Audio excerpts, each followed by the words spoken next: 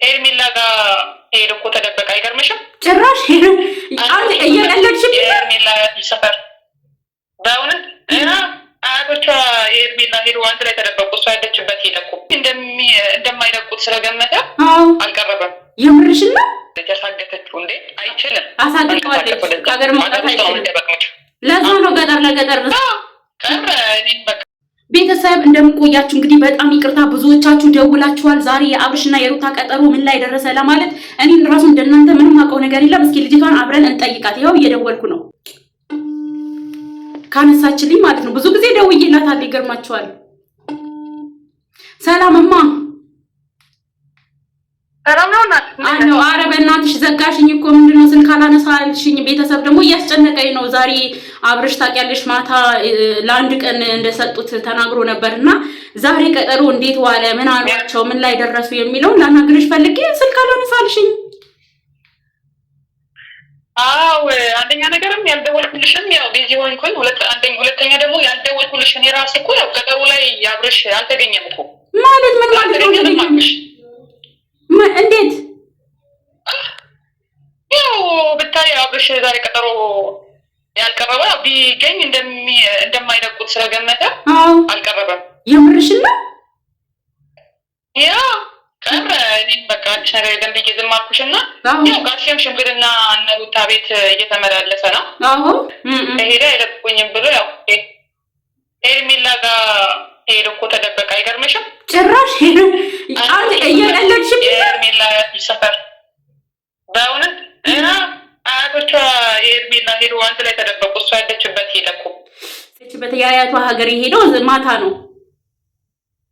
ያው ማታ ነው እና በቃ እኔ ግን ይመጣል ብዬ አስቤ ነበርና እዛ መሆኑን እንትን አልኩኝ። አጣባሁኝ ወደዛ መሄድ እንደሸሸ ወደ እነ ሄርሜላ ሀገር ሄዷል። ያ አያቶቿ ሰፈራ ያሳፍራል የምር። ይሄው ሁሌም እኮ እንደዚህ ነው፣ ስተት ይሰራል ይሸሻል በጣም። እሺ አሁን ምን ተፈጠረ? ታጅራ ላይ ምን እየተባለ ነው የሚደበረው? ያው ዛሬ ሩታ ቤት ሽማግሌዎቹ መጥተዋል።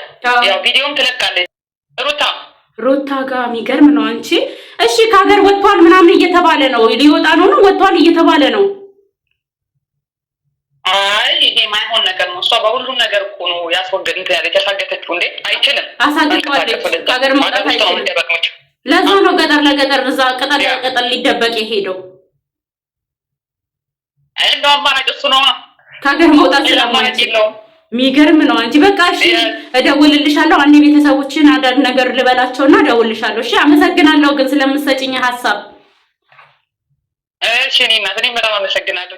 ብዙዎቻችሁ ተጨንቃችኋል። የዛሬ የእነ አብርሽ ቀጠሮ ምን ላይ ደረሰ፣ ምን ተባባሉ እያላችሁ ሁላችሁም ቴሌግራም ኮሜንት ብዙዎቻችሁ እየጠየቃችሁ ነበረ። እኔ አጋጣሚ ሆኖ ልጅቷ ማላነሳ ስትለኝ ወደ ጽዳት ገባሁኝ። ታውቃላችሁ አዲስ ስራ ነው የገባሁት፣ ለዛ ነው ዝም ያልኳችሁ።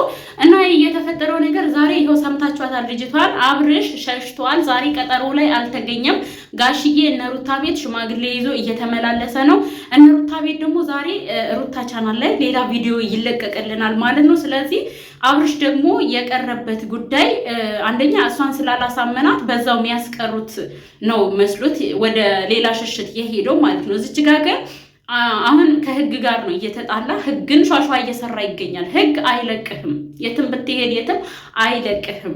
አሁን ይልቅ ለሸሸህበት ምክንያት ብዙ ነገሮችን ነው መደርደር ያለብህ። ዛሬ ቀጠሮ ቀረህ ማለት አብርሽ እንግዲህ ጠዋት እንዳልተገኘህ ነው እየተናገረች ያለችው ልጅቷ። ምናልባት ከሰዓት ልትገኝ ይችላል፣ እሱን አላውቅም።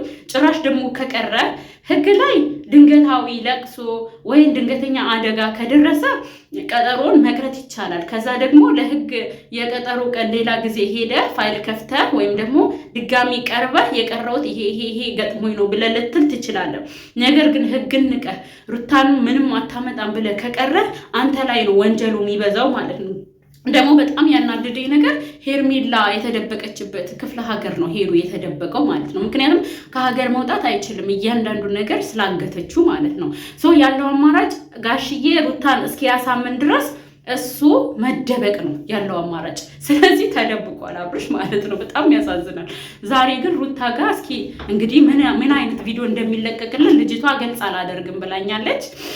ወይ ሽማግሌዎችን ነው ሩታ የምትለቅልን ቪዲዮ ወይ ደግሞ እንደተለመደው እየተጣሉ እየተበጣበጡ ነው የሚለቀቅልን ቪዲዮ። እሱን አላውቅም ምን እንደሚለቀቅልን። ያለው ነገር ግን ይሄን ይመስላል። ጠዋት አብርሽ አልተገኘም። እንግዲህ ከሰዓት ይገኝ አይገኝ አላውቅም። እንዳለችው ከሆነ እንደሸሸ ነው። ግን ደግሞ ከሸሸ አይመጣም። በቃ ኦልሬዲ ሩታ እስክትስማማ ድረስ ተደብቆ ይቀራል ማለት ነው። ወይም ደግሞ ጓደኞቹ እንደሚከብድበትና ህግ እንደማይለቀው ካወቀ ደግሞ ሊመለስም ይችላል። ማታ ይህን ቪዲዮ ከለቀቁ በኋላ ትላንትና ነው እንግዲህ እሱ ወደ ሄርሜላ ሀገር የሄደው።